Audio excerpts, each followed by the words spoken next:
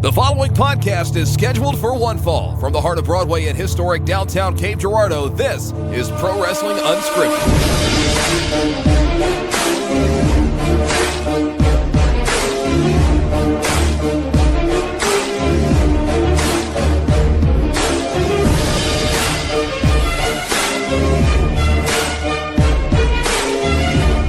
It's Wednesday, October 9th, 2019. And we are back for another episode of Pro Wrestling Unscripted here on the spookiest podcast on the podcasting site you listen to. Pro Wrestling Unscripted on Podzilla 1985. My name is Shannon Young. I'm Mr. 100. And tonight, I got with me, of course, the five scare man, Asa Gray. Graves. Nope, just the one. Just one grave? Yeah. The five scare man, Asa Grave. There you go. Not actually under your bed. Allie Abear. Allie not actually under your bed, Abear. That doesn't work that well. The point is that you're under the bed and you're going to kill them. No, she's not. You're not going to kill them. You're totally safe, listener. No need to check. Yeah. Don't worry about it. And the big Demon. Fuck. I mean.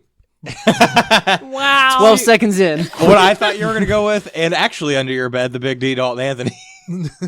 Yeah, but you're using that blue chew, so it's going to just go right through the bed and up them. And that could be awkward. Where to start? I'm thinking, well, now you got me thinking of I think it's the Friday the 13th remake, where the couple is having premarital relations on the bed. Oh, they're screwed. And he's underneath, and he stabs him up with a fireplace poker or something.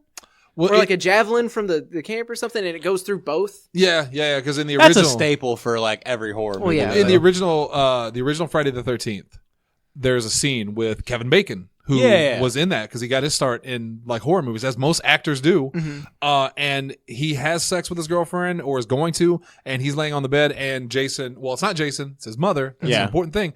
A fire poker... Spoiler alert! Through his neck. And it was a really cool effect from the 80s, Yeah. So, yeah, Kevin Bacon. Maybe that might be what I'm thinking about. But no, there's another one, I believe, where they're having sex. It's like a homage to it. Yeah. You know what I mean? It might be the remake up the ante. Like in Jason X, where he beats a bitch with another bitch in a sleeping bag. You mean the worst Jason movie? But the best moment. Yeah, it's true. Mm-hmm. Yeah. That's like when you're dating a girl you can't stand, but the sex is great. It's on... Fair. That's like the Last Jedi, where it's that's my least favorite Star Wars movie. But man, when that ship goes through the other ship and they just cut to black and white... That's the most stunning thing I've ever seen in a movie. You know who's happy about that movie? George Lucas. Because then he looks back at the prequels and goes, oh, heats off for a little bit. Nah. But eventually they'll remember. It was the OJ chase in space, guys. We're going just fast enough where they can't hit us, and that was 3 hours. Hey, speaking of OJ, remember when when Roddy Piper and Goldust did that thing with the Bronco? The backlot brawl? Yeah. You know whatever happened to the Bronco? Back to wrestling. What? They were just gonna get rid of it, and Roddy Piper was like, I need a car. Almost. He was just like, oh, you guys are just gonna get rid of it? Can I have it? And they were like, yeah. And while you're out there looking for clips, by the way, check out the prank show Juiced, where O.J. Simpson tries to sell the Bronco at dealerships, and is like, it's a prank show. There's the cameras. That is a real thing. It's called Juiced. I think the actual Bronco ended up on Pawn Stars. They can only give him a couple bucks for it. Let's talk about professional wrestling tonight. And shucks howdy, we got a lot of things to talk about. I want to start off by talking about Hell in a Cell, but that's more of an opinion thing. There's actual news. I think we should table that for the very end of the show. Oh no! I can't wait that long. But I'm gonna get through a couple things first. He's itching. I mean, that's what at the bit. But what I'm saying is, if we can be a good child, if we can get through our vegetables first, then we can have a good dessert. Yeah, but I don't lose the rage. Tommaso champing at the bit. Quality. That's why he's the five scare man, Asa Grave. He did it. I was really hoping you were just going to say Asa Gray again. We're in week 2 of the new Wednesday Night Wars. Yes. Week 1, let's talk about it real quick, because AEW laid the boots to NXT's asses. I mean, it laid the boots to everybody except for the baseball playoffs. Which, go Cardinals, I guess. AEW, their premiere drew in 1.4 million. Meanwhile, NXT pulled in, 891,000 according to this I mean, that's still... They're very respectable on both ends. Those are very, very good numbers on both ends. And in today's climate of watching TV. But a lot of people are already, saying, well, AEW's won. And No. like, you really need to put this into context. Yeah. The context being that NXT has been around for a long time. Yes, they got their new TV deal. About to say but I mean, in fairness, it's also brand new because the network, like, there was only like a little bit more people that are network subscribers than like watched like last week.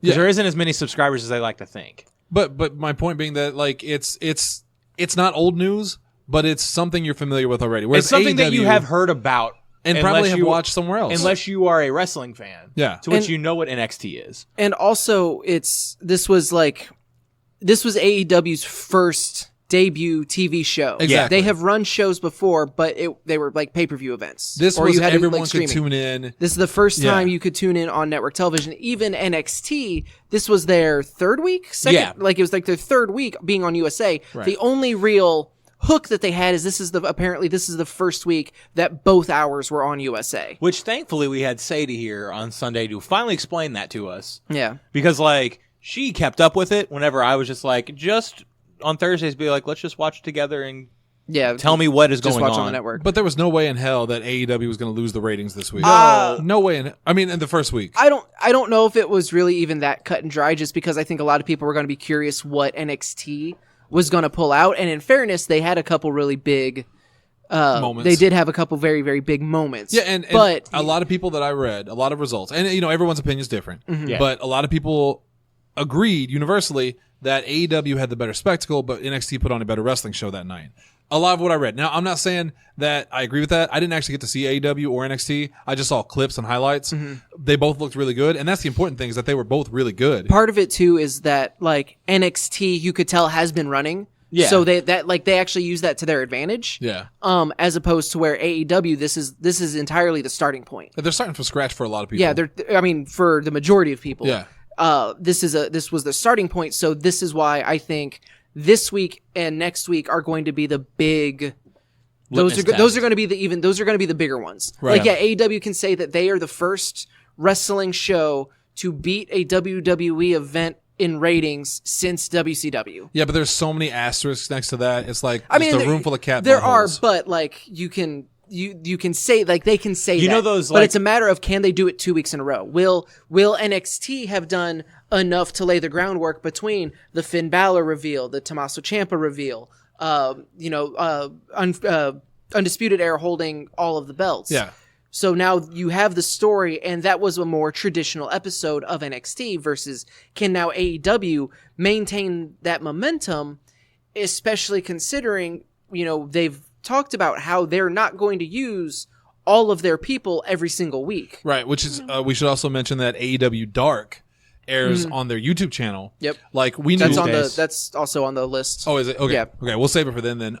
But my biggest thing with AEW, I did watch AEW after the fact. I'm just remembering because they put it on the TNT website Yeah, like for the next free. day. Oh, really? Which is really cool. That's awesome. So I did get to see it, and I thought it was a really good show, but it very much almost felt like an exhibition show where there wasn't a lot of storylines going into it. And some of it I was confused by, especially now that I've read this interview where they said they're not building towards Kenny Omega versus Nyla Rose, which is fine, but the whole thing with Riho and Nyla Rose, right? Am I getting that right? Yeah. Okay.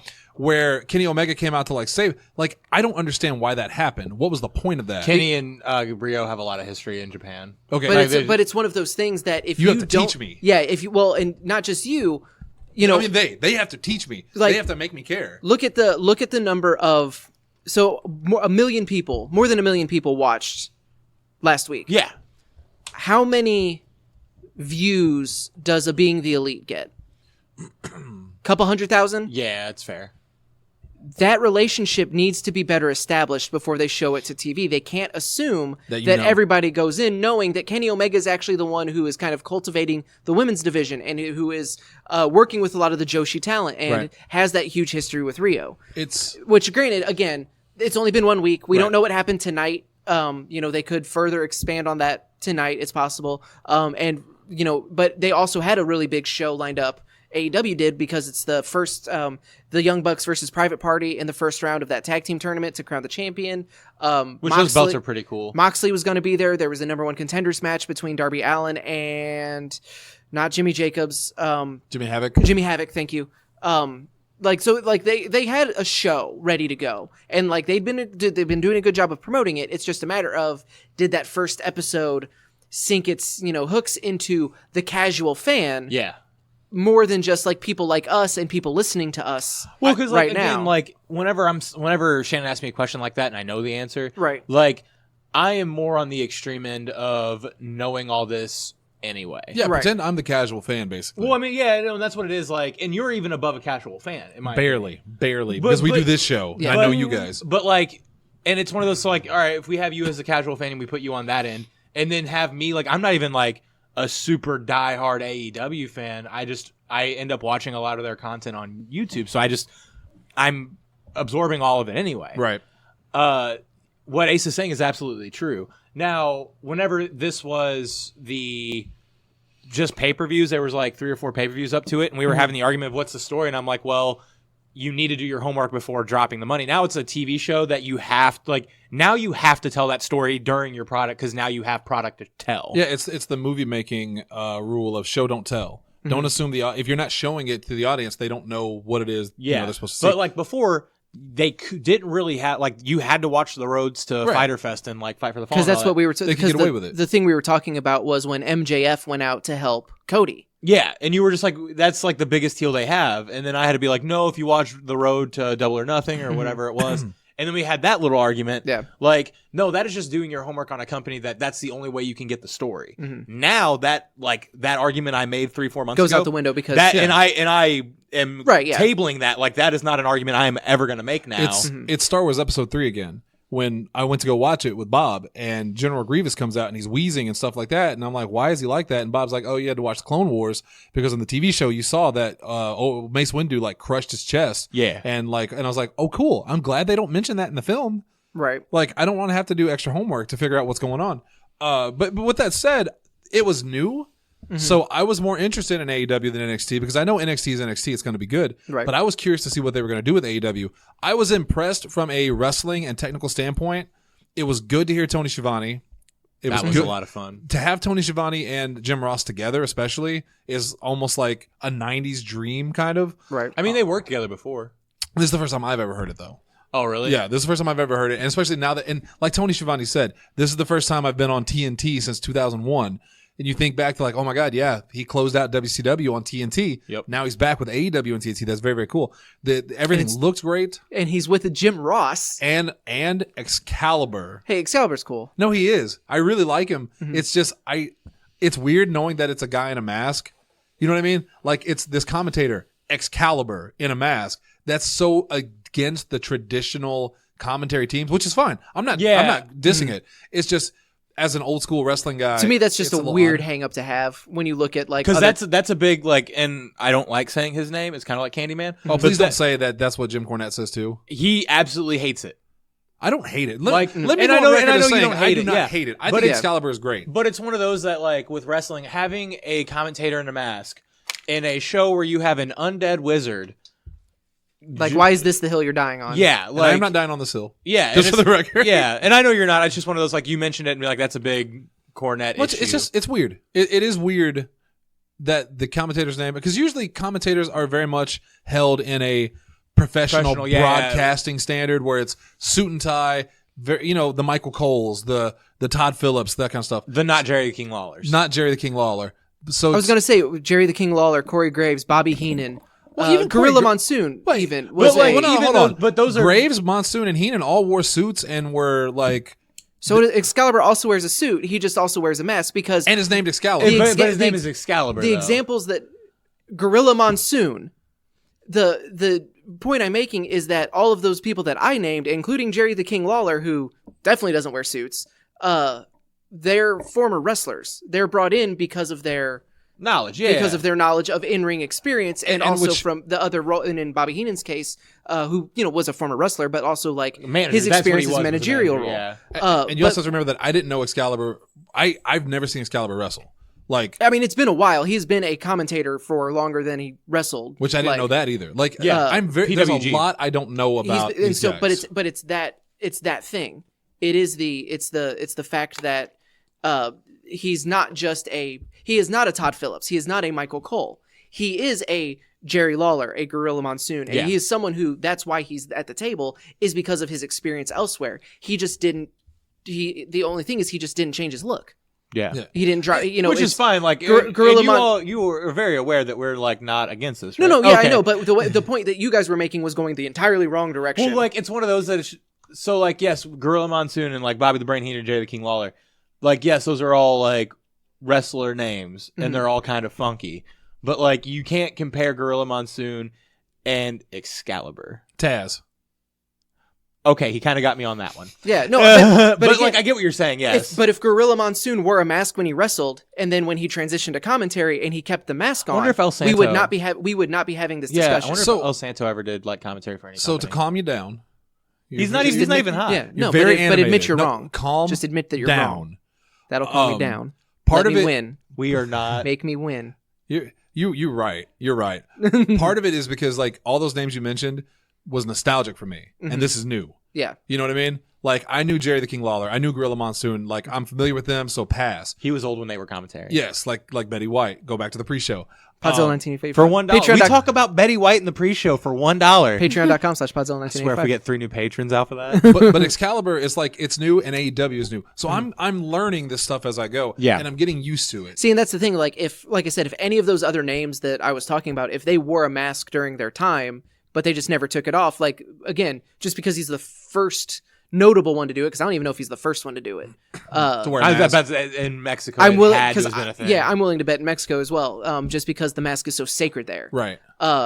Just because he's the first like mainstream American commentator to do it, Right. or in an American company, I should say, doesn't mean that it's. And again, I know you guys aren't saying that it's bad or it's wrong. not at all. He's really good. No, at I love Excalibur. Yeah, and he does a really good job. Yeah. Like my thing was like having 3 face commentators was almost weird. It was refreshing to not have a commentary team like Wait, a commentary pick team at of like each other. 3-4 people. That's trying to be professional. And that's face? actually just that is focused on the show instead of sounds weird. Instead of giving each other, like Corey Graves constantly shitting on whoever he's at the table with. Like sounds like Cody owes us some money. I also want to mention that part of it is because he's doing commentary with Jim Ross and Tony Schiavone. Yeah. Which I automatically, again, they were leads, they were professional. To have the guy in the mask with them, it just feels weird, but that's not a slight against him, just for the record.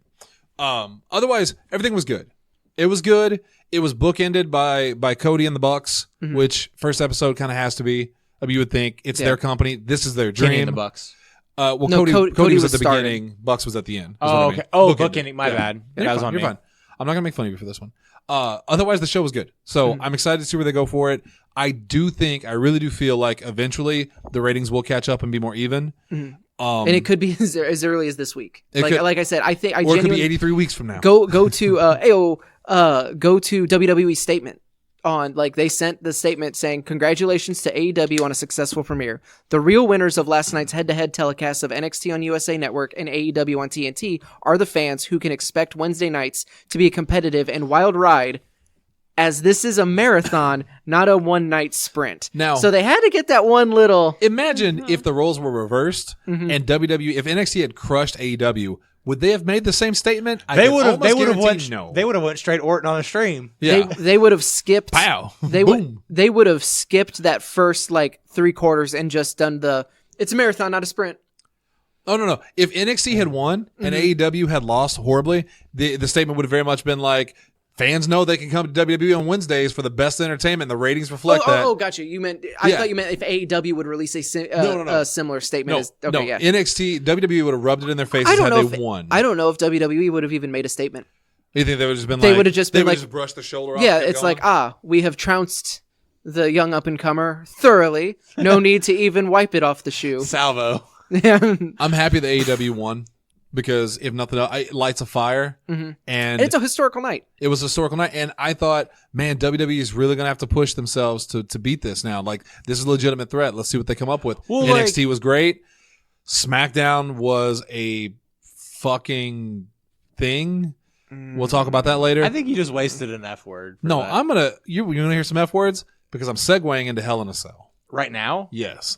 Man, Christmas okay, came early. I know we are like changing format, but this is weird to me. Go ahead. All right, let's. The only reason I'm bringing it up instead of doing it during the Hell in Cell recap is one, we may not be recapping it a lot. Yeah. We'll talk about that later. But I think there's, other than the ratings, there's no bigger story from wrestling world on a global scale than the end of Hell in a Cell. And we're going to talk about that directly as the end of Hell in a Cell. Do you think there was a bigger... I think the AEW NXT. No, I said other than that. Oh, That's okay. why I led with AEW. I missed that part. Part. That's why I wanted to leave with AEW, because I think that was the most important thing. Well, yes. But this. So we watched Hell in the Cell here at the store, as we often do on Sunday nights. And I thought it was a decent enough show. It was a good show. It wasn't bad. I actively loved this pay-per-view until the end. Because the show started off, and we're not going to recap the whole thing, but I mean, it started off incredibly strong with Sasha and Becky. That's the one thing I want to stop and say. If you're going to go back and watch any match from this week, that match was brutal. It was off the chain. Allie, Sasha also may be hurt. will you do me a favor? Not What? even a little Will you surprised. remove the chain? Because it was off it. What did But she? then the chain's already removed. It's an Aqua Teen joke. Don't try to understand it. So she Won't might get be it. hurt. Meltzer is reporting that Sasha was hurt during that match, but they are being very, very tight-lipped on whether it was a concussion, whether it was a back injury, or whether it was a knee injury. Because It could be it any could, with like, that match. yeah, it could have But been. that match was like, And after 12 Meteoras, I can't imagine that it would be a knee injury. You yeah. play violent games, you get violent prizes. Yeah. Oh, it was such a good match. So hopefully we'll have more news, hopefully better news. Yeah, that, and hopefully hopefully everything's fine. Hopefully it is. Dave Meltzer doesn't know what he's talking about this time. Yeah, he got fed bad information. Well, and The- then back to the point at hand. Because we're not talking about all of Hell in We're a not Cell. talking about all of Hell in a No, Cell. I just wanted to talk about the best match and the worst. That's all I wanted to do. We'll save that for later. We'll talk about the good stuff. But let's talk about the bad stuff, because this was something so bad. And again, the reason we're talking about it now is because it was so bad that it transcended reality. And you got, I can't remember the last time there was a boycott WWE going. What was the last pay-per-view? About a month ago. Because it always, like, there's always something. This is just more vocal than usual. Yeah, because this reminded me of I'm trying to think of the last time like they legitimately were like, oh, screw it. It was the last Saudi show. Yeah, yeah. So earlier this year, But it was after Mania. I was thinking I'm thinking of the moment when Kane and Big Show threw out all the new oh, guys. that was like Royal Rumble like 3 years ago. Yeah, Yeah. when they made the statement of screw your new talent, Screw all the ones that all the people Screw that you like. Ambrose, Ziggler, like Yeah. all those guys. Yeah. Yeah. and there was the everyone wanted to boycott it. This is bullshit or whatever. Well, Hell in a Cell, I can say without hyperbole, was the dumbest thing I think I may have ever seen in professional wrestling history. WCW in 2001 existed. Nope. I was more offended by this, and I know I'm going to get a lot of hate because I almost didn't want to post a thing saying, oh, I hated this, because I knew there was going to be at least one person I know that would say something like, well, you just don't get it, brother. And I hate that shit. I've been in this business for a couple years now. I think I have a right to an opinion at this point. And which I did then too, by the way. There was a wrestler on Twitter who said, oh, what was it?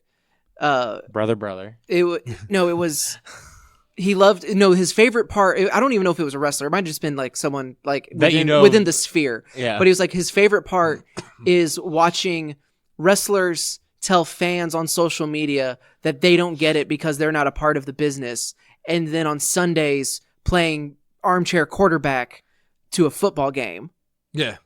for someone who's never played football. Right. It was just like why is the rules different for? it was one of those. So what happened is that, and the reason I'm so offended by it, it's not even the DQ finish per se. Not a DQ. Very I'm important sorry. to note. Very important to note, because a lot Match of people is thrown out. It Or was ref stoppage. referee Ref stoppage. Yeah. It was Which- not a disqualification. It was a referee stoppage. Not a lot better Yeah, to me. And but it also, we found that out a day later because there was nobody in that arena or watching that got that. yeah. Everyone assumed DQ, and they did nothing at all to make you think otherwise. Yeah. Then that was on them. In fact, part of me wonders if the ref stoppage was just we fucked up. What can we do? No, it was like, I think that was always originally supposed to, just the way that it played out, because whenever he hit the sledgehammer, it was the immediacy. Right. It was how it was that immediate, like, oh, it's the same after thing. the ref begging him not to and Right. saying don't. Like, so it would be the same thing, like if in a normal match, if, you hit, like someone hit someone with a chair, it would be, okay, you hit the hit connected, that's the disqualification. Yeah. it was that timing is what made it feel like it was a DQ. Because they didn't check on Bray. He didn't see if he could continue. Yeah, he never checked on him. If it had been he made the hit, Seth then just like sits in the corner like, what did I just do? And the referee's like trying to stir Bray. Then he calls for the bell. Okay, that's a whole different story and maybe even a whole different discussion. It is. But instead what it was is hit, immediate bell call. Looked like a DQ. Was actually ref stoppage. Which, by the way, props to that ref. I'm going to give him my love and support right now because they're going to drag him through the mud and make him look like the biggest idiot. And they're going to put he's the scapegoat. They gave him a statement on the whatever the live show is. That's what I'm saying. He's the scapegoat. Him saying, well, I did what I, for the best. Basically, they're putting on him. It's his fault. Mm-hmm. And I get why. It's damage control because they have to. But it wasn't even that offended me so much. It's the reason that they didn't mention the Hell in a Cell main event during Monday Night Raw until the last 30 minutes of the show. Yep. And good on them because Seth it was Rollins such a and disaster. The Fiend did not appear. Well, the Fiend was hurt so bad. Well, no, he wasn't. Well, Seth was hurt so bad. Yeah, there it is. What really got me was that I get All of it. the booking of building a monster. We have to make this person look like he's tough and as a threat. That's one thing. But I hate when they book someone so strong that it's going to take a gun to kill them or to at least put them on a knee. Well, I mean, 2 F5s. What do you mean? That's the same as a gunshot. Yeah, yeah, that's what I told Sadie whenever I got in the car. I was like, I can't wait to see Lesnar beat the Fiend with 2 F5s. Yeah, so the Fiend took, I do believe, like 11 curb stomps. He took chair to the head. He took all of this damage. Kendo sticks. Not only did he not sell the kendo sticks, but then he just kept getting up after the curb stomps, which is Seth's finisher. He kicked out at 1 after a pedigree. Yeah. So it made the pedigree, the curb stomp, weapons, made everything look ineffective against the Fiend, which you're trying to build up a monster, cool. But then you write yourself into a corner of, well, how can he ever lose? It's the same thing with Braun Strowman when they had him flipping over trucks and stuff like that. And they never, ever explained how he could lose. He just started losing. Mm-hmm. You know what I mean? Like, there's no consistency. And maybe it's my fault for looking deeper into wrestling than I should. But, oh my God, how do you have someone use his finisher 11 times on top of weapons and the biggest badass in history's finisher, the pedigree? Wink. And then he's still, like, it's ineffective. That is bullshit right there. Yeah. I can't believe how much I fucking hate it. When he hit the third stomp and then went for the cover and he kicked out at 1, I cackled. We lost our shit here. Because it was the dumbest thing. And it's all their own fault. This match should not have happened to begin with. Well, not ever, but not this early. That's for damn sure. Yeah, not this early. If they're wanting you should have had him doing that, like, do what he did where he was kicking out of finishes like that. It should have happened against Zack Ryder. It should have happened against Rusev. It should have been happening against under to lower mid card. And then at that point, you have gotten the thing where it's like, this is a tough son of a bitch. And then when he finally gets to the WWE champion, shouldn't be Rollins in my opinion, just because I don't think his championship reign has been what it should have been. Mm-hmm. But like anybody else. And then have him do that. But don't do it in the second match he's in, and then don't do it after 3 curb stomps. And then don't keep going to it after, like, that's all they did. Can I just say? Because he did kick out at, like, so I'm gonna say one more thing. He kicked out at 2 after a certain point. I think it was the pedigrees when he kicked out of 2. No. It was the chair. Because the pedigree was 3, was like 6 curb stomps in. But he did, like, I have to rewatch it, which I really don't want to, but he hit the 3, he pinned him, kicked out at 1, and then he did something to him, and then he kicked out at 2, and then then he went to the pedigree and then kicked back out at 1. Okay. And I'm just like, and I could be wrong. Somebody correct me in the Facebook page if I am, but I'm pretty sure that's how it happened. I don't remember what the middle thing was, but I am 100% sure that it was kick out after curb stomps. He did something else, got a 2, and then did something big. I want to say it was a pedigree, and then kicked back out at 1. Yeah. So it's the whole thing of, and me having to, like, me being in matches and, like, I have to worry about things like psychology just, like, all the time. It's just, like, that literally makes no sense in any match. If you want to go with the ref stoppage thing, I think let's assume that the ref stoppage ending is set in stone. There is no getting out of that. Yeah. If I was like the agent or producer or whatever, and I had to book that, what it would have been is let him hit 12 curb stomps. Let him hit the chair, the pedigree, all of it. But you never go for the pin. Yeah, you're absolutely right. Bray doesn't try to, and Bray also does not get up every single time. Rollins has to drag him up because at this point, holy shit, Rollins has totally snapped. I say You can then you cut about half of what they did in half. Let him hit like 3 curb stomps and the pedigree, then bring out like the chair or the toolbox or anything like that. And then if you have to do the ref stoppage, that's when then he goes for the sledgehammer thing that he did. And then it's like, okay, Fiend hasn't moved in like 3 minutes. This is it. This is enough. And then you have that kind of like, holy shit, Fiend broke Rollins. He never got pinned. Yeah. You still have that. And then you keep, but I mean, again, this is all under the assumption that the match has to end, in a ref stoppage. I'm not saying that's a good idea by any stretch. And with what you said, which I do think is like 100% better. Again, we're using hindsight. Like we have that, we have that really good thing called hindsight. We saw how terrible that actually ended up being, and then we have time to, But work like off I of agree, that. there should have never been a pin. Mm-hmm. And what you said would have worked perfectly. Like, and even having Rollins pick him back up to put him back down, because he wants to kill him. You can still do the bullshit ref stoppage, and then a minute later have the Fiend get up. See, and that's the thing that made me even madder. But like, I'm just saving it for when I get a moment. But you can do that. Like, do what you did to say, like what you said. Never go for a pin, and he broke him, and he walks away being like, "Yes, I killed the Fiend," and then the Fiend get up because like Taker did that shit. Not to that extreme, but like Taker got buried alive, and then the hand, like equivalency has happened. Yeah. And then you can have him kill him on the fucking ground or whatever. It was that he pulled the padding up. I browned out during all that. I don't. No, remember. I don't think they ever went outside. He just he did. Well, like after the cell got put up, didn't he? He gave him the mandible on the outside, which caused him to bleed. I thought you meant after. I thought you like. After the match. After the I match, didn't realize you meant after. I'm talking post match now. Do exactly what you said because I like that a lot more than what they did, and then have him fucking do and then break and do all the shit he did anyway. See, and that's the thing that I hated. I don't like any of it. Like, I get you guys are saying, okay, this has to be this thing. You have to do it this way, but it shouldn't be. But it shouldn't be. You should never. And I don't agree with what you said about do it to Zack Ryder, do it to Rusev. Like, don't bury anybody's fucking finisher. Why is that a good idea? Who think it's a good idea to take someone's move that is apparently designed to put someone down for the count and then just shit on it? How does that make anyone look good? We already know that the Fiend is a monster. Like, he has been established as a monster. Don't have him take finishers and kick out of him and treat him like nothing. Because you will never convince me that anyone could ever fucking finish him off. And then it also makes the people that he's wrestling look like pieces of shit. Zack Ryder already doesn't need that kind of drama in his life. He's clearly got that problem already. Zack Ryder's doing pretty well for himself. I've given him a lot of money in the last couple weeks. If you're going to have the Fiend in this match and you're going to have Seth Rollins bury him, because that's what happened. He beat him senseless and then beat him so bad the ref had to stop the match and the Fiend didn't move for like 2-3 minutes. Who did that serve? Who wrote this out thinking it's going to make Bray look awesome whenever he gets up and puts the claw on him after the ref stopped the match? Because, by the way, ref stoppage means that Seth Rollins beat the Fiend. Mm-hmm. The Fiend lost the match. Yeah, it's not a no contest. His ass kicked so badly.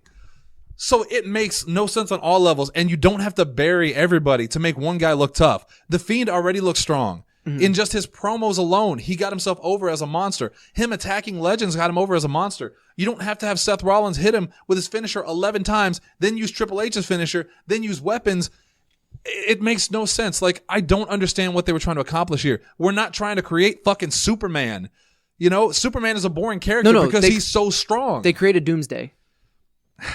And then so now, every time, that's the thing, is every time he used the curb stomp, it was less effective because he'd already died from it. Imagine like Superman versus Doomsday, but okay, instead of the comic version where Superman dies because Doomsday's so strong and then they have to do a redemption type thing, it's the movie where they just kill him the first show and it's like, he's a piece of shit. Fuck him. This was dumb. And then to have Bray Wyatt get up the Fiend. To have the Fiend get up and then lay Seth out with the mandible claw so intensely that blood is splurting everywhere. That made no sense. Like, you think the crowd is buying this horse shit? And they didn't, because they chanted AEW, they chanted refunds. This was the dumbest thing I've ever seen in professional wrestling. I'm not joking right now. I'm not joking. I'm gonna let you go, but I have to say this. I am so mad right now just hearing us talk about it, and this is not a bit. This is not me trying to be dramatic. This, as a wrestling fan, made me so mad that I cannot say the words properly because I'm so irritated right now. And I'm not trying to be contrary or like poking the bear with you or anything. No, I'm not mad at you guys. You can argue with me. But so I went on WWE.com to check the results of the show, and it does not have and I know this is like I am literally splitting hairs right now, but like in the results thing, like you're seeing like Braun Strowman and the Viking Raiders defeated the OC or whatever.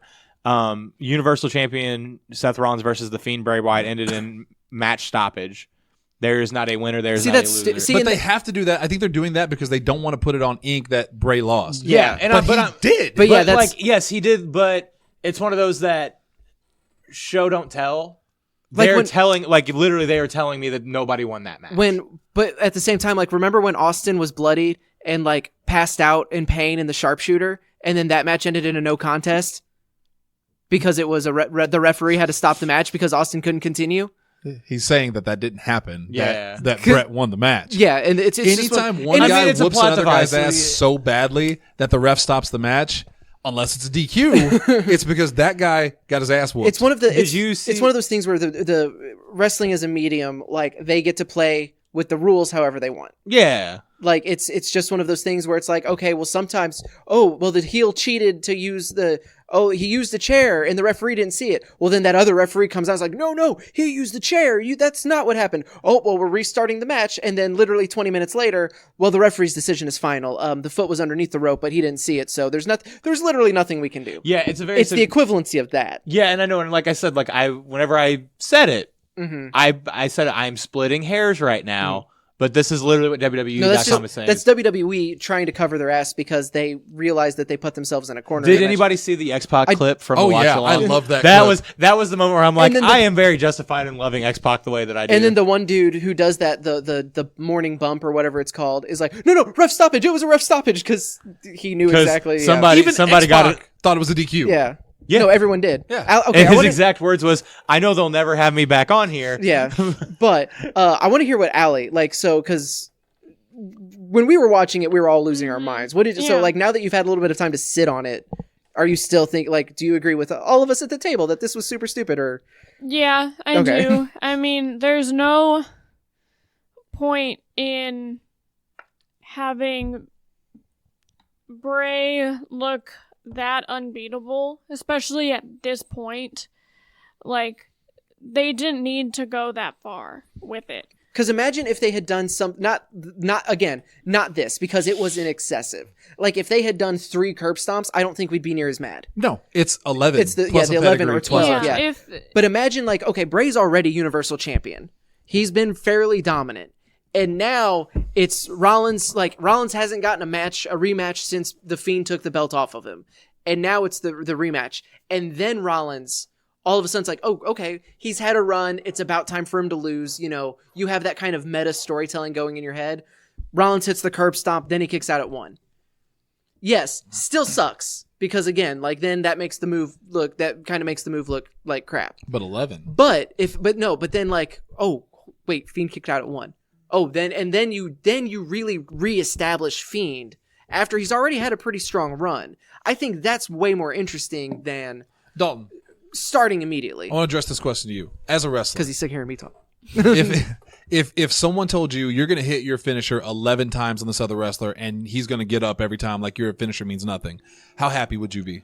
I know you want to do the job that the owner tells you. That's your job. Yeah. But personally, as a wrestler, how bad does that look? How established am I in this company? Let's say you're Seth Rollins level. Fudge. Because I was going to be like, I'm telling him my finisher isn't the elbow drop. Yeah.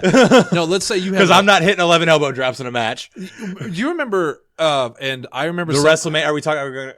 Oh, no, I'm thinking of Warrior Macho at Mania. Well, I was thinking someone on Sunday mentioned, I just want to get through one show without you mentioning Hogan. Remember when Hulk Hogan wrestled the Ultimate Warrior at WrestleMania? And he let him kick out of the leg drop? He kicked out of the leg drop. When the Ultimate Warrior... I mean, Sid did it too. Or wait a minute, who did it? Shango did it. No, it was Sid. Shango missed Sid did it because, Shango missed. But when someone kicks out of a finisher and it's done properly, it's epic. When a Warrior kicked out of the leg drop, the crowd lost their minds. Yeah. When Fiend gets up after 11 curb stomps, like... I get exposing the business has been exposed. That's one thing, but it's just bad writing. Like Ali said, it's too much. Yeah. Way too much. And so you're asking me, would I be cool with that? Would you be cool? Would you go, okay. No. That sounds good, guy. If I am Seth Rollins level of it, and again, this goes back to what I always say about, am I making Seth Rollins money? Yeah. Because if I'm making Seth Rollins money, you'll do whatever they tell you. I'll You're Winston Zeddemore and Ghostbusters for a paycheck. I'll believe anything you tell me. I'll do it in a skirt if you're paying me that much money. So, but I wouldn't be a fan of it because at that point I'm coming up with a new finisher. You have to. I'm coming up with something new to beat the Fiend. 2 points to kind of go with there. One, this isn't just any other company and any other wrestler. This is Vince McMahon. Yep. So you're going to do what Vince McMahon says. Well, yeah. It isn't a thing like, oh, well, hey, maybe I can sit down and talk with, if this was Jason telling you, hey, this is what I want you to do. You could probably have a conversation with Jason about like, hey, I have some concerns. This is what I'm thinking. And he would hear you out. Yeah. Vince McMahon, though, is, Vince McMahon. Dean Ambrose needs to stop making notes on his promos and do what's in the script. Yeah. Yeah. So, the other thing is, you're right. Warrior kicking out of Hogan's leg drop was a huge moment because it was special, because it was one of the first times I ever saw it. Yeah. Whereas you have to kind of look at for better or worse. And honestly, truly, this is one of the things that I don't like about wrestling now versus that old school mentality of that's just not wrestling anymore. The finishers aren't finishers. Right. And it's one of the things that like, because it's the joke you make every time of Gargano and Cole are yawning. Yeah, Gargano and Cole, like, again, those are two guys that you are going to have to actively murder for me to think that, like, why would they ever be pinned? Yeah. But it's the thing that, it's one of my favorite quotes that William Regal gave. And it's not an exact quote, but it's an idea that he presented at some point of every match there should be a believability that every single move could be the last move of a match. Yeah. That's why the roll-up works. That's what, like, a match shouldn't be. We've become so conditioned. Seth Rollins does a superplex into a Falcon Arrow. Kick out of 2. As just a normal thing. I can't believe he kicked out of the Blue Thunder Bomb. Exactly. Yeah. It's that thing of like, oh, no. Oh, wow. I can't, like, of course they kicked out because no one ever loses to it. So, yeah. We have been so conditioned to now a finisher or a roll-up or a distraction, some kind of like DQ nonsense, are the only ways that in WWE a match can end. And I think that this is to kind of tie it back into like more new stuff. I think this is a real opportunity for AEW, Impact, NWA. They can truly make their mark and really set themselves apart by presenting wrestling in a different way. In a DDT ends a match. Yeah. A sleeper hold can put somebody out. Yeah, exactly. And then whenever someone does hit their finisher, there's no question. Right. Because then when it does eventually happen, we make the joke all the time. Pay-per-view events, finishers do 0.5 damage. Yeah. Like it's and everyone's SmackDowns are set to max. Exactly. Yeah. So it's just, but that's just where we're at with wrestling. And it's, again, I'm okay with it in the sense that I'm just conditioned to like it. Yeah. If it were up to me, but if it were up to me, it would be that William Regal school of thought of no, literally anything could end a match, because anything really should be able to end a match, because it is a, but this also then goes into the whole idea of, is wrestling a sport versus as an entertainment? It's called, that's a whole other discussion. It's called wrestling, not finishing. Yeah. So a finisher shouldn't be the only thing in a wrestling match that can beat somebody. Yeah. We'll leave it at this because we really have to move on. We're at 42 minutes. We've done 2 stories. Yeah. But something Ali said, and I just want to add something to it because I think she made the best point. You said, why did, they built him up so much to make him look so unstoppable. Why would you do that just to have him lose or ref stoppage? Mm-hmm. If this was not going to be him winning the title, why would you put him in that position? Why would you make him look like the most unbeatable monster in history just for him to lay there, not get up, ref stop the match? It makes no sense. You know who they should have put him in the Hell in the Cell with? Braun. It's a non-title match, and then you can have the Fiend kick out of the running power slam. Yeah, and it would holy hell. Yeah. Honestly, again, it goes back to what we talked about weeks ago. What should have had the match that should have happened in Hell in a Cell for the Universal Championship should have been Rollins and Braun. Yeah, it should have been. That should have been the match. Fiend should not be in a championship title. Fiend should not be in a championship feud this early. This was the panic button. This is the definition of the panic button. Whether or not you put the belt on him or not, because clearly they realize, okay, there's something that we want to do long term here, but we're not ready to do it yet. So how do we write ourselves out of this corner? Easy, by not putting yourself in that corner. Right. I feel like the Braun and Rollins feud had enough legs left on it that because Braun and Rollins is going to be money every time you do it. They are both really good. I want to know why WWE and Vince McMahon doesn't have the balls anymore to do something out of the ordinary, like have Fiend win the title. Like, in fairness, we are talking about the Fiend. That's about as far out of the ordinary as you can get. He should have, if you wanted to create this new Undertaker, like they've always wanted to do with Bray. Having him be so dominant and win the title on his first title shot would make him look like a monster. And you could have done that with a fourth of the finishers he got hit with. The only reason, and then we can move on, is because now we already have Brock as WWE champion again. We sure do.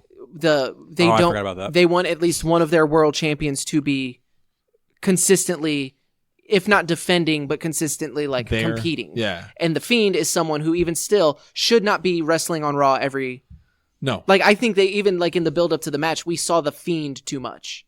Every week coming out there Yeah. and scaring And Rollins so bad he terrorizing pissed Rollins. himself. Yeah. Which I get it. Rollins was so scared of the Fiend that he went out of the way to destroy him. But you either have Seth destroy him and that should be the end of the feud that's been built up for months, or you have the Fiend conquer and Seth has to go back to the drawing board and figure out what he did wrong and how he can come back. It was poorly done. It was poorly written. And, again, one of the most insulting things, if not the most insulting thing I've ever seen as a wrestling fan. But let's move on. Ooh, that was angry. So, Jeff Hardy. Well, we're going to go through these pretty quick. Yeah, this one doesn't even really deserve much oxygen other than Jeff Hardy arrested for a DWI again. Jeff Hardy is responsible for his own personal actions, etc., etc. I mean, it's our annual Jeff Hardy got arrested. Yeah, and I don't want this, for the record. Jokes aside, I wish this didn't happen, and I wish it would never happen again. But fucking wish the Usos wouldn't do it every fucking 6 months either. Ubers are a thing now. There's literally no excuse. For the There's no amount of excuse. fucking... the amount of money that asshole makes. To put other people's lives in danger just because? He can literally buy a whole hotel. He gave Bruce Wayne it? Yeah. Well, actually, I just bought the hotel. He could just show up and be like, hey, I need the whole hotel. I need it all. But instead, arrested for DWI again. Probably no consequences from it. No punishment. Jeff Hardy. He's probably going to win the fucking Jeff Hardy back, Intercontinental winning the title here in a little bit. Speaking of no punishment, Randy Orton. And this one's a little bit I get it. This is such a... I get this one. This could be such a fun story. This could have been a highlight of the week, honestly. Because the stream that Orton was on playing Call of Duty... It was fun. There were a lot of really, really great moments coming out of it. He likes Will Ospreay. He wants to wrestle Sammy Guevara. He put over AEW hard, which is funny because, again, Drunk Orton on a Twitch stream is what we got. Talked about how much he loved his wife and how she would fuck up every other woman on the WWE roster because she's from Brooklyn. That's adorable and fun and cute. And there's a lot of really fun sound bites. And it's one of those things of the more you pull the curtain back and the more you see who these people are as wrestlers, it's just as people, it's great. I don't like to smile because I know the turn. And then he drops... And this is such a weird one because there's no excuse to say it. No. He drops the N-bomb, uses the A. It's not the hard R. It's not the hard R. It wasn't a PewDiePie. It wasn't used in malicious. It wasn't malicious. It wasn't directed at anyone specifically. It wasn't used in a racial context Hogan did. He threw it out as a celebratory. Do the boom headshot, but replace headshot with the N-word, basically. Yeah, and just why? Man, there's no... And again, we have all talked ourselves until we're blue in the face of language that we all used. Well, maybe not Allie. No. Allie's definitely used that I'm language. pretty sure I saw her on a stream saying it. When we were in college or high school, before we really truly understood the impact of using that kind of language. Yeah. It's just man, you could have said literally anything else. That isn't a slur. There's maybe 9 other words that I would have rather you not substitute that with. Right. But it's up there. But yeah, it's in the top 10. And it's and so far it's gotten really no coverage. When people talk about that stream, they're talking about how much he enjoyed AEW and how he wants to wrestle Will Ospreay and all of that stuff that I talked about before. And they don't really mention the fact that he did drop this one thing. Well, because I don't it's a word. It's a very painful word, but it's a word, and I don't think he gave it the kind of power that word typically has. Because the difference is so I said PewDiePie. Yeah. And there wasn't a statement made after it where Orton didn't say, "Oh, I forgot I was streaming." Yeah. Orton didn't say anything. Which in fairness, I don't know if that makes it better or worse, But there wasn't enough attention drawn to it. It would have been nice for him to at least acknowledge it. Been like, It's just like, yeah, I screwed up. It's a thing that I'm working on. It's just. Yeah, because like I want to give Orton a pass on it because again, I don't think he said it in a malicious way. He just said it in I'm playing video games and it's something I threw out. PewDiePie called someone that. Yeah, the person who killed him, he said, "Oh, you." Right. And he also had the hard R. yeah. Hulk Hogan, we don't need to talk about because we know the context. He very much meant it in a derogatory way. Damn, you got Hogan in there. He already said it. Like I know. 4 times. But at the same time, we also should mention that just because he didn't put a hard R on it doesn't make the word better. No. You But know? like the intent of it was Also, again, it's 4 straight white people talking Saying- about whether or not the okayness of someone using the worst racial slur that's so in the language. I think I have a bit to add to it because I've said before, I've used that word many, many times. Before we ever did podcasts, Right. I used it in casual language because I grew up in a very urban area. I had lots of black friends. We said that word to each other. They made me feel like I got a pass. I can say it because I'm here. Right. It wasn't until I got older that I realized that word should never be said at all. Mm-hmm. But I would say the A instead of the ER, and I would not bat an eyelash because that's how we talked where I was from. So that's why I want to give Orton a pass because I'm sure it's a similar situation of it's something you can say, but you can't give him a pass because it just puts in motion the idea that, well, depending on how you mean it, maybe you can say the word, sure. Right. So No, I think we're all landing in the same spot of no, he should not have said it. But the thing that we're talking about more is the reason that it's not being such especially nowadays with like cancel culture and all of that. Like why is the Orton fact not that getting in it? that it hasn't been totally blown up, I think a lot of it has to do with the context of it. Again, we're all in agreement that it's not okay that he said it. So what should happen? Honestly, should anything happen? Honestly, he should make an apology. He should, 100%. I think he should make an apology, and then from there. But do you think he's afraid to? Do you think he's no? And what I mean by that, I don't mean like he's scared to apologize, but the hope that it's like Blizzard. It's just gonna blow over. It'll blow over. Blizzard will probably not acknowledge what happened because they hope that in time people will just forget and they'll move on to something else. I can't confirm this, but I've just read it. Did you see the newest update to Blizzard? Last I saw was that a guy from Hearthstone quit in protest. That's the last thing I saw. Apparently Blizzard has deactivated all 4 authenticators to prevent people canceling their Blizzard accounts because so many people are canceling their Blizz.net accounts. Okay. So they're the record- stopping people from doing that. For the record, if that's true, then that is a huge breach of trust, and that is it. That And is again, it. I cannot confirm that. I've just seen a couple people Jesse retweet. Kimball, I know you don't listen to this show, but I'm through the force. I hope you're hearing me, and this better be a topic on Sunday. But let's move on because we got other wrestling to talk about. I am going to look into that though. AEW Dark, which is their dark matches that they replay later on YouTube, and actually I believe they live streamed it tonight.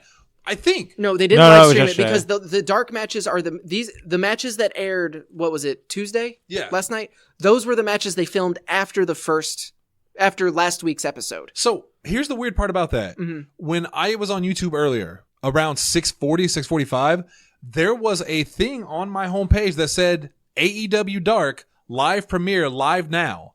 And I clicked it. I'm like, oh, they're live streaming the Dark. That's cool. And it said this video is private. So I don't know what the deal is with that. Maybe it was a mistake. Yeah, it but might they have just had been it live streaming, but you couldn't watch it. It may have just been a like an error. Error? Yeah, because but no, because these were all matches like so when we talked about like Marco talking about he was going to be at the first episode, but he We didn't wasn't see him actually on but he Dynamite. wasn't on the TV. It's because he was in that 6-man tag with him and the Boy and His Dinosaur against SCU. the Lucha Express, yeah. Or no, the Jurassic Express. Jurassic, I'm yeah. stupid. That match was a lot of fun. yeah. I am super excited, and like not just because it is Marco, The but crazy like the Flip thing into the leg drop too. Was, yeah, the stupid bullshit that they're gonna be able to come up is gonna be fun, and then SCU always has stupid bullshit. Yeah, no, AEW is killing it, and then I checked Twitter just now, and it looks like they killed it again tonight. Yeah. So I'm excited to like look in to see what happened because like I have them both DVR to my AT&T TV, whatever the fuck it's called now.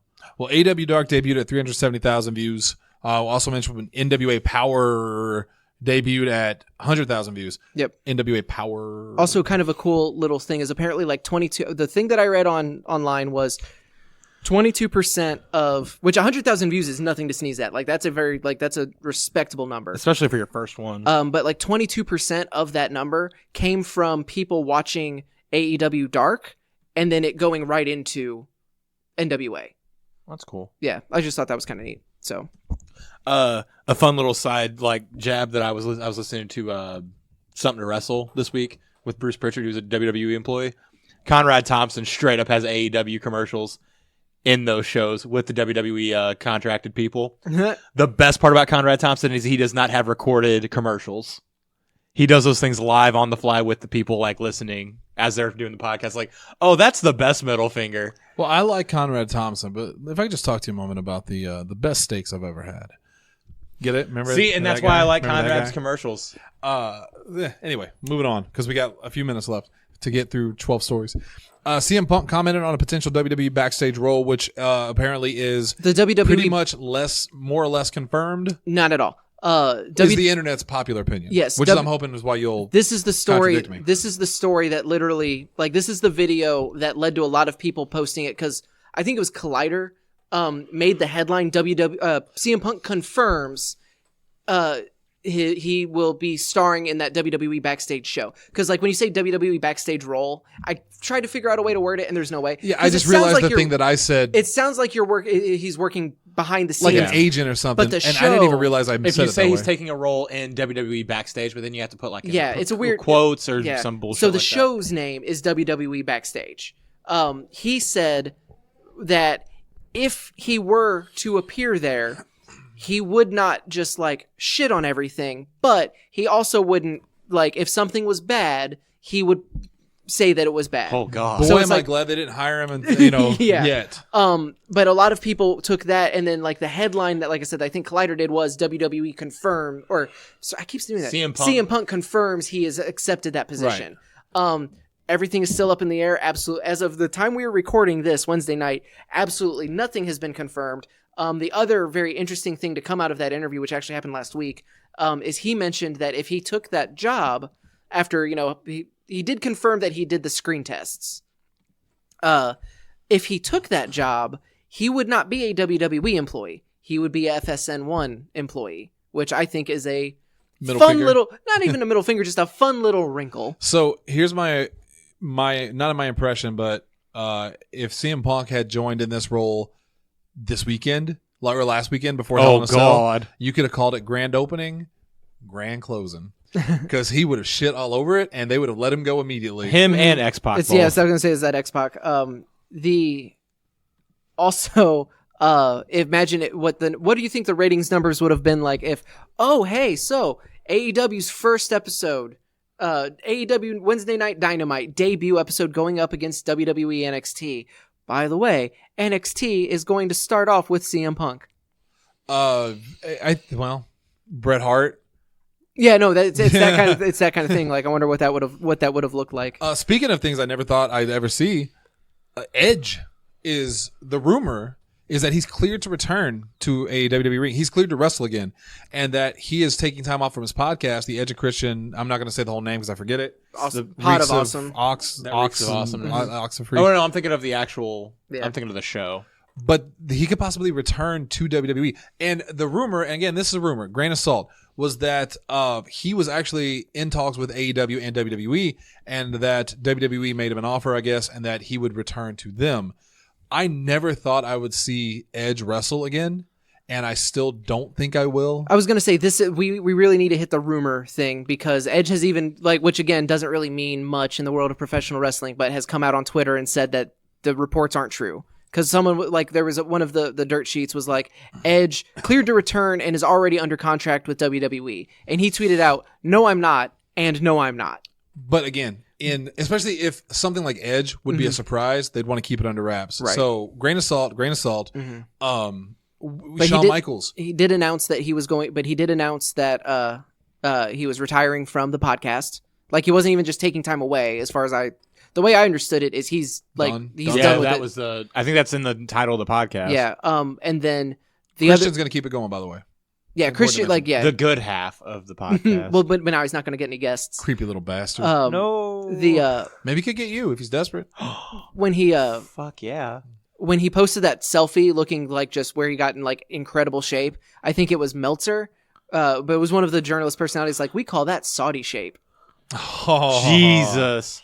Oh, Maybe he's who takes the belt off of Jericho at AEW. again, That Daniel would be funny Bryan. as shit. Daniel Bryan came back after a career-ending, he'll never wrestle again injury.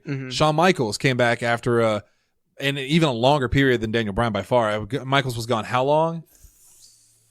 4 years. 4 or 5 years. Of he'll never wrestle again, and then he came back. I mean, So, we're inching up on 10 years with Edge. yeah, it's not out of the question though. And Edge is still, like you said, in great shape. He's still young. What is he, in his 40s? He's like getting up to 50. I'm pretty Still, sure. lots of guys wrestle into their 50s and look good. Hogan himself said that, and I'm just going to mention it. I don't know if you guys saw this story, that he had a talk with Vince, and he wants his last match to be in WWE next year at Mania because it's in his hometown, because he said he can't live with himself if TNA is his last match. And that once he gets the surgery, he'll be in the best shape of his life, which I truly don't believe. That is, for one, bullshit. Because the amount of steroids that man put in his body, there is no way he's in the best shape of his life. I would point to Thunderlips as the best shape he's ever been in his life. Yeah, he was in Stallone throwing shape back then. And yet at the same time, I have no doubt that Hulk Hogan will have a match next year at WrestleMania, as long as it keeps away from the N-word. Man, Don't target the Chinese either. I know they're unpopular right now, but Hogan, for God's sakes, if you're gonna make fun of someone, make fun of white guys. But please, it's still safe. He's 45. No. Edge. He's gonna be 46 in a couple weeks. October Hogan's wife, 30, maybe.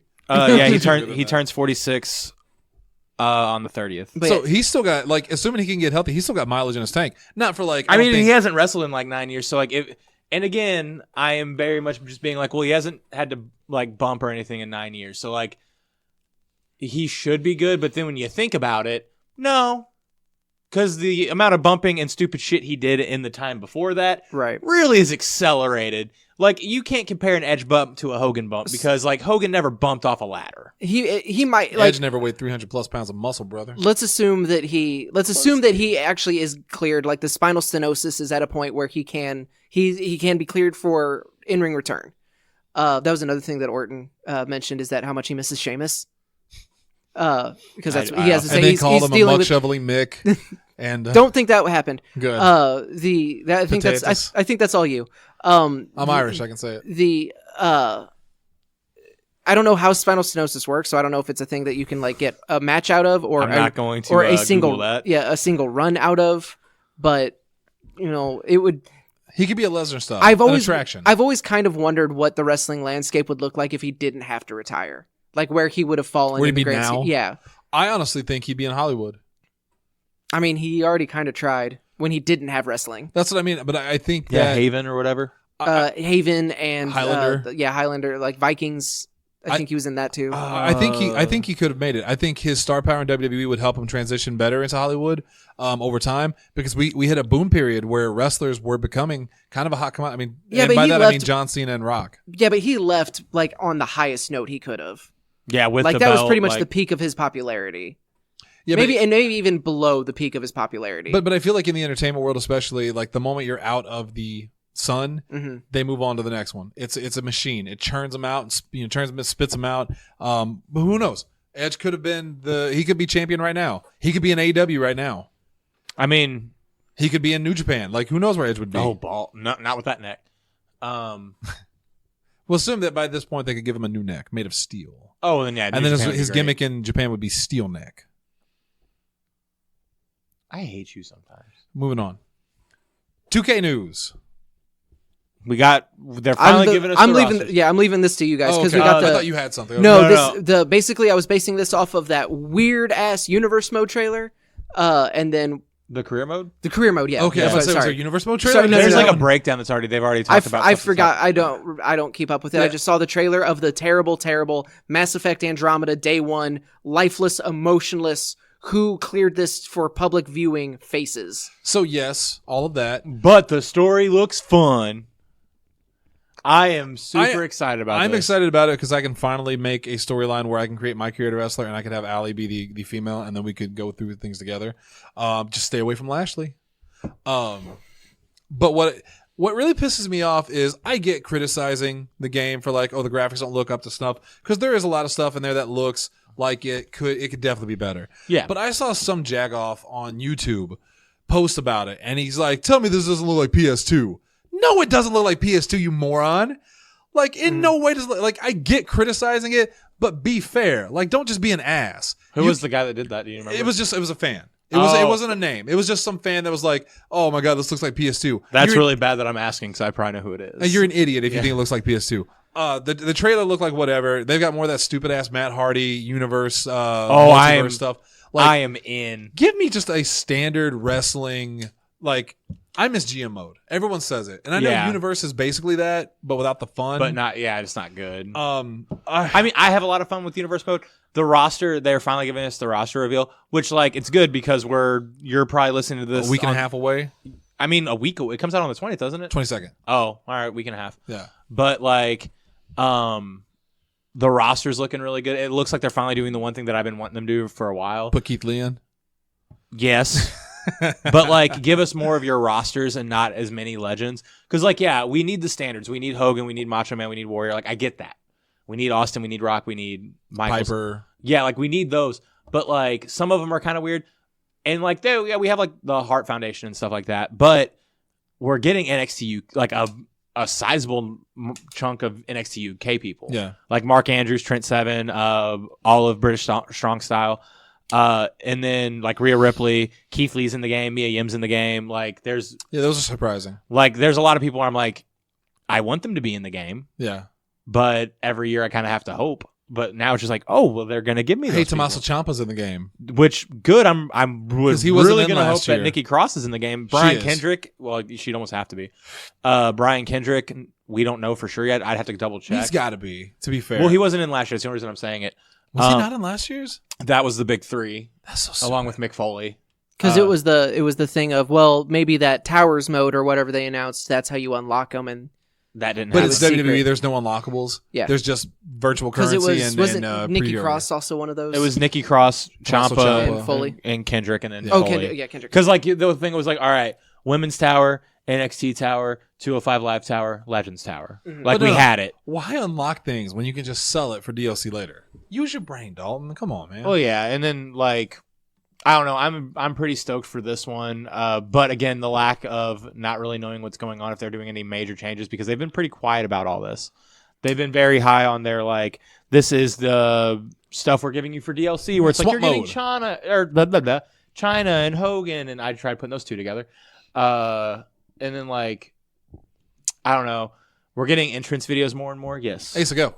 I just would like, you can finish your point. I just have a question. No, you're good. You're good. So, do you think that, because you're the one that keeps up with this the most, like you and Shannon both, but I would say like you know the most about the game stuff just because you play more, I would say. Is this the least amount at this point, like a week and a half out, is this the least amount of the game we've known about in the series? Because like, I feel like I'm not phrasing that correctly. No, I get exactly what you're saying. Yes, because usually we have at least 90% of the roster found out around SummerSlam. Yeah, because they actually do a special. They used to do a special. That was the one that Jim Ross got fired from. Yeah. Oh yeah. Well, and then was that last year though? No, this was years ago. No, but every year they host like a special. Like there was a roster reveal special. They used to do a son of a bitch, a roster reveal special. But then, like recently, like the last 2 or 3 years, a week before and this could still happen in theory, a week or two before the game. I say it every show we talk about this. They literally will give like 10 streamers that they trust, be like, here is a full unlocked version of the game. Stream away. Yeah. And like literally, like you can figure, like you used to be able to figure out the entire game before you even got it. Based on what they were playing. Like, I'm actually kind of glad about that, because I did watch all those streams, and it's like, I feel like I already know everything about the game before it's out. It made me a little less excited to play. Like, imagine if you had seen literally everything Borderlands before the game if I knew everything that was going to happen in Fallout. Like, there needs to be some ambiguity to this stuff. And I just want to know that the game is good.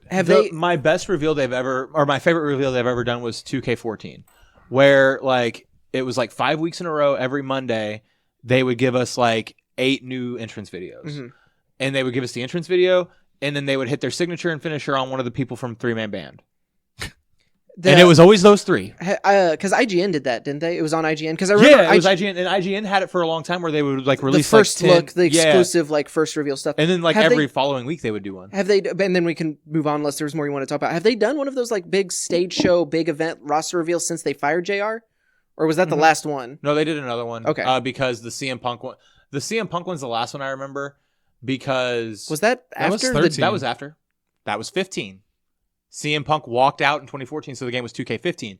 Because they did the roster reveal, they said CM Punk's going to be in the game, showed a picture of him, and then 2K put, "Do you hear us now, Punk?" And then that's like the lawsuit. So you're not talking about the game where he was the cover, like no, I'm talking about the one where Cena was. Yeah, okay. That was 13. That's where I got confused. They did Aubrey Sitterson, who used to be a big wrestling podcaster, and then he was kind of like the I can't think of his name, Kaplan from Overwatch.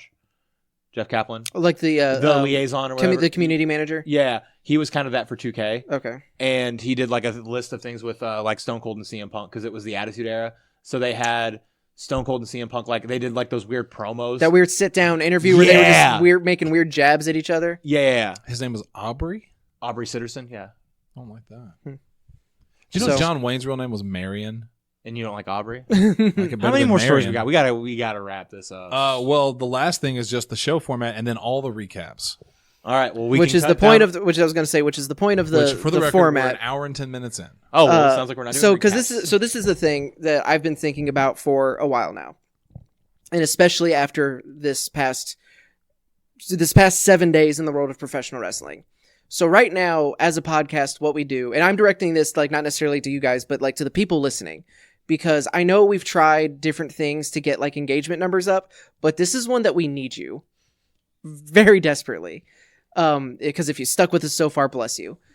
The format of the podcast now is I will put together news that I think's worth talking about. If you guys find stuff, like you'll throw that in as well. But we get a bunch of news stories and we talk about that. Then at the end of the show, as you know, we talk about what happened on Raw and SmackDown. And then if there was a pay-per-view, we talk about the pay-per-view. If there's something happening in CCW, we talk about CCW. But now, like after a few months ago, I felt like it's kind of a disservice to only talk about what happens in WWE TV because there's so much other wrestling going on. So I started to talk about Impact, especially with Impact being on Twitch. You know, it's so easy to watch. It's easier to watch Impact than it is to watch Raw or SmackDown right now. The full episodes anyway. Well, now we have AEW has a TV show, arguably immediately becoming the number 2 brand in the world. New Japan has had a TV show for years, probably, on Axis. And we've never really talked about that other than what might happen on the big pay-per-views. Right. Yeah. NXT, we might mention one or two things that happened, but because it was a pre-taped show, it didn't really feel like we needed to talk about it. Well, now NXT's live.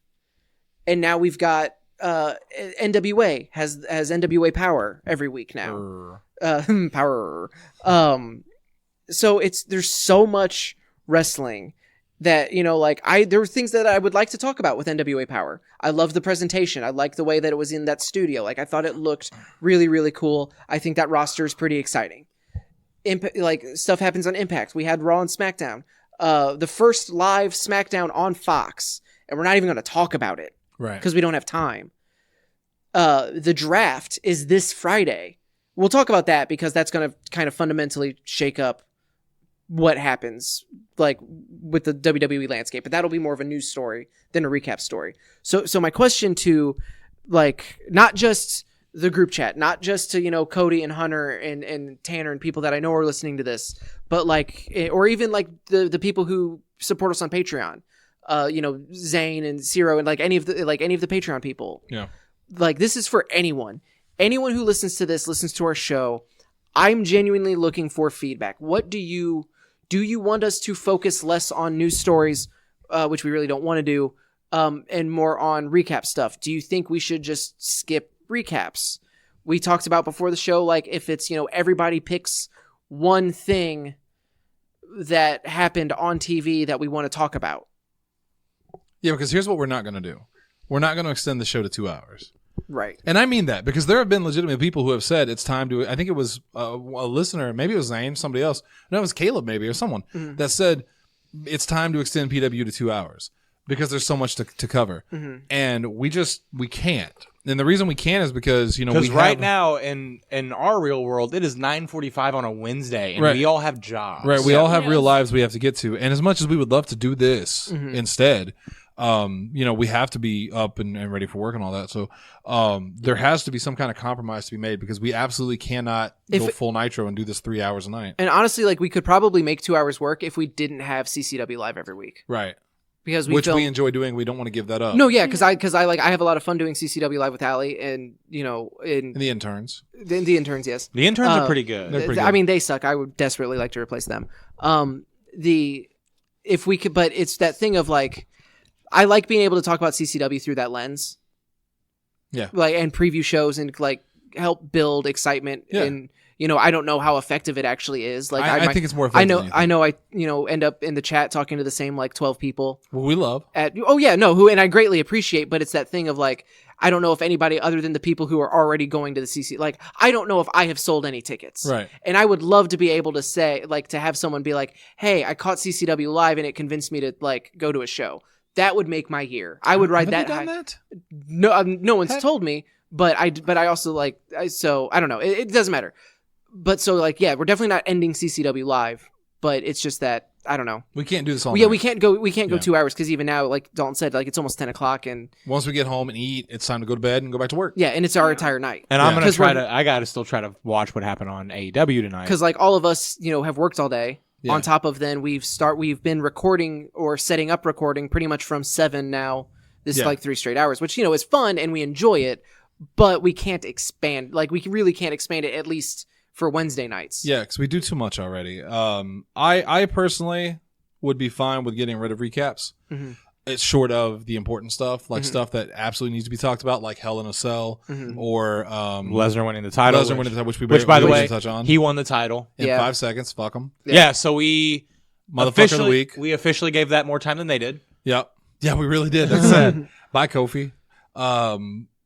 But I think we can do a little recapping, but I enjoy the news aspect of it the most personally. And I do too. I think You that's know? where we get the most. Like, I mean, and granted, we get good discussions out of some of the things. Like if there was a Like segment Hell in a that, Cell. yeah, like if there's a segment that you like that I didn't like, or vice versa, or Right. just something like that first Firefly Funhouse where Yeah. we were all just We're like gushing. we were able to gush about it. Yeah, because it's like a lot with and with something we talked about tonight too. Of it feels like a lot of the time when we end PWU, it's just that man, wrestling sucks, Yeah.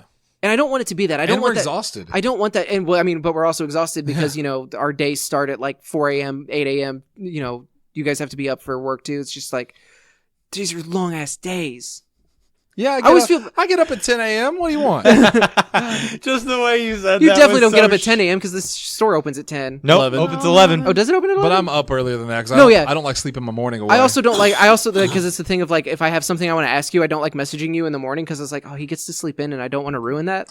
Like, I don't want your I don't phone. give a shit. I don't want also your think pho- it's important to note that by sleep in, I go to bed between 3 to 4 a.m. because Yeah. I can't sleep. Right. So sleeping till 10 is like less sleep than most people normally Right, get. and that's why when Yeah. I'm sitting at work and I don't want to just be like, oh, I'm up, so everybody else is up. I remember when I worked at Red Lobster. If I didn't have to, when my shift started at 11, I got out of bed at 10:40. Whenever I have I a short day at work on Friday, and it starts at 8. I don't have to get out of my bed until 6:30. whenever I get up or whenever I'm up and I'm just laying in bed, it's like 2:30 in the morning and I'm trying to wind down to go to sleep and I'm trying to calm myself. I get in the group chat and no one's up and sometimes I just want to tell people like, anybody up? That's why you And no like, one is. That's why you like summer for me. I See, do but- because Dalton's up at 3 a.m. watching Japanese wrestling. But you also constantly will be like, hey, and then people respond to you, but you have given up the fact that anybody would have seen it, so you just don't check it back. I just put hey generally sometimes just as a nudge. Yeah. But the point is, we want to change the format. What do you want to see? Yeah. So because this is we can't talk about Raw, SmackDown, Impact, AEW tonight because we're already over on time. Yeah. We're barely going to plug CCW at the end. so yeah. Of course on Facebook, Facebook.com/Podzilla1985, Twitter.com/Podzilla1985. However, whatever's easier for you, you can message individually. We have that email set up to where if you put literally anything at Podzilla1985.com, we will get that email. And we do want to point out, because someone asked me about this once, it's not literally anything at Podzilla 1985. We mean you can literally put anything at before right at Podzilla 1985. Yeah. So, .com. but let us know what, if you prefer, if you like the news aspect of it, if you don't want to, if you want to have us try to figure out a way that we can work in some recap stuff, because I also don't want to just cut it out completely. I kind of like the idea of we all kind of pick a segment or, something important instead of, a breakdown. If there's something important that needs to be talked about. Yeah. So, but let us know, because it's so I never thought I would ever have the complaint. Did you just say thwat? Thwat. It's thwattum. I never thought that I would have the complaint that there is too much wrestling. But man, it's a great complaint to Give have. us what we want. Especially, yeah. That's not what we want. Especially now that it's not all WWE. Because, Yeah. yes, we've complained that there's too much WWE to watch. And there still 3 is. hours of Raw, 2 hours of SmackDown, 2 hours NXT, 205 Live, which... Did it get canceled? No, it was back this week, I think. I believe I saw that in the immediate future it's going to be there, but it'll Because it wasn't there for Friday. It'll so, get canceled yeah. at some point. I think they already even call it the NXT Cruiserweight Championship now. Mm. Or I saw that. I don't know if that's true or not. Who knows? We don't have time to fact check. I'm So hungry. yeah, let us You know. hungry? Yeah. Let us know what your thoughts are on that, and because we appreciate you, and we're always going to make the shows that we want to make, but we also understand that we wouldn't be making these shows if it wasn't for the audience and That's for you true. all listening to us. So Yeah. we don't want this to We want just your be input. we don't want this to just be a total dictatorship of this is what we're doing and you're going to like it. I would like to know what we do well, what you want to see more of. Yeah. You can openly speak your mind here, and we won't ban you. We won't. Right. Yeah. Unlike those Because believe cowards us, at Blizzard. we do not have that Chinese money. If we did, Oh, we would all be getting up at noon. I was like Winnie the Pooh, Winnie the Pooh's band. No one gets to ever talk about it or look at him or anything. Lastly, but not leastly, of course, this Saturday, and I know it feels like we just had a CCW event because we did. yeah, Yeah. 2 weeks ago. Yes. Well, we got another one this weekend. It is Red Devil's Revenge 4. It's going to be at the Frisco Park in Chaffee, Missouri. Bell time at 8. It's going to be cold by then. Yeah. I get to come out in my jacket finally. It's going to be a fun show. It's kind of a more laid back show, minus all the drunk people that are going to be watching and yelling at us. But it's not televised, so you're going to have to come see it if you want to see it. And here's some reasons to come see it. You're going to have Brandon Barbwire versus Jackson Crowley for the first time ever. That's going to be Yep. fun. I can't believe they're doing this in Chaffee. And that's not an insult to Chaffee. It's just this seems like such a big thing. It's what I legitimately on CCW Live. This is a super show main event. Yeah. And Chaffee for $5. Yeah. $5 For reviews. and as much as I love Jackson and Brandon respectively, the match that I am the most excited for, Thank you. Hollis and Cash. Oh, fuck you. Dude, I'm wrestling on this show, I'm pretty sure. I know I am. And others are advertised. But yeah, no, this is Cash Borden's first CCW match. It is a long time coming. And it and it's only because I know Stride people listen to this show. Mhm. But I know we probably do have more CCW fans of just if you have never seen Cash Borden wrestle, a 12-minute drive and $5 is going to be one of the best deals to see this man wrestle. 12 minutes from where? Here. What if they're not from Cape? Got him. Oh my God. But no, yeah. This. Also, for the first time ever, Yep. King's Court. Yep. Yeah. Was that where you were going with that? No, I was gonna do something else, but it's fine. I'm super excited to see this because I genuinely feel like now that we're taking the CCW Live kayfabe hat off, the interaction that the King's Court had with the LA Hustlers, I think genuinely brought out a fire in the Hustlers that we haven't seen in a really long time. Yeah, because that alone, that interaction after that match happened, did more got me more excited to see the King's Court than even just an announcement. They played that so well. Bradley and Lamont both killed it. especially Bradley. Yeah. MVP. I've said it it's been said. And also just the way that the King's Court were playing up with it too. they're both good. That segment was hot. Yeah, that just got me okay, now this is a match I really, really want to see. That was done perfectly. I feel like sometimes I haven't seen the Hustlers as interesting as I did when they first came into CCW. Yeah. When they came in, there was a house of fire. Everyone talks about how great they were, and they're incredible talents, but there's been something missing for so long where they just kind of say, look how good we are, but there was something missing. Mm-hmm. What I saw from them that night made me a believer. that they're as good as everyone says they are, because they were incredible. Like the fire, they had a legitimate.